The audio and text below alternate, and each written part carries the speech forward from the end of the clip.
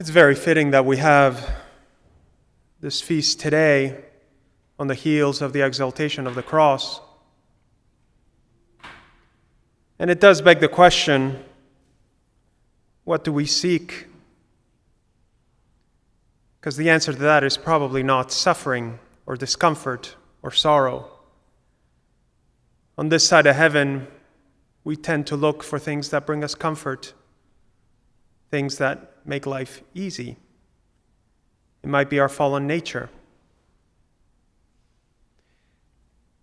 But being in Portland here, a very nautical city, there's a little saying that might make us pause.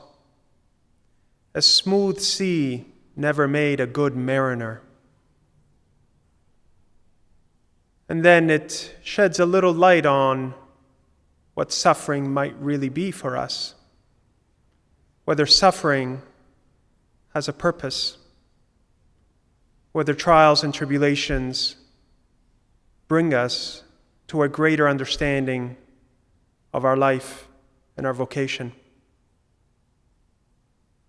At the foot of the cross, our Blessed Mother was ever faithful to the point of her divine Son's death. Out of all the apostles, only one was present. She remained faithful. She experienced the sorrow at seeing her Son die, at his lifeless body being taken off the cross and holding it in her arms one last time. Perfect, she endured, faithfully believing and hoping that that was not all for naught. She remained faithful. She fulfilled her vocation. But what we see at the foot of the cross is that her vocation was not done with his death. Woman, behold your son. The beautiful gift that Christ did at that moment, giving his Blessed Mother to all of mankind. It's tremendous. Next to Christ himself, the only person that is perfect, the only person that can intercede for us like no other, became our mother. That is something that should bring us hope. And when we look at the suffering in our lives, we should look to her to let her guide us and overcome us. Suffering may be the very question that best brings us to sanctification. Suffering may be one of those paths that best brings us to answer literally why we exist.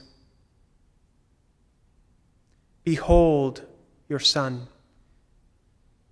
What is our vocation? All of us were born into a family and have family, and even those married to the church have children, spiritual children. That is our vocation. We really need to focus on what God is asking us. We are not going to be questioned whether we saved somebody or whether we came up with a cure for cancer or COVID or anything in between. But one of the first questions that we really need to ponder: who did God put around me? Who did God allow me to be in charge of? And how did I respond? Recently, a man was sharing with me that his children go to Mass, but his grandchildren don't. Not a single one. He was distraught. He wasn't sure what to do. And in today's society, usually it's encouraged to be their friend. Let them be. We are meant to live our vocation, and those closest to us, we have a responsibility to. We need to pray for them. We need to love them. And in loving them, we need to look for opportunities to charitably invite them to Christ, invite them to the source and the summit of our life, invite them to a life of sanctification, so they too, in turn, may do the same to us when we falter, when we fail, when we doubt. So today, on this beautiful feast day, let us invoke the intercession of our Blessed Mother, ever faithful through the foot of the cross, she who fulfilled her vocation.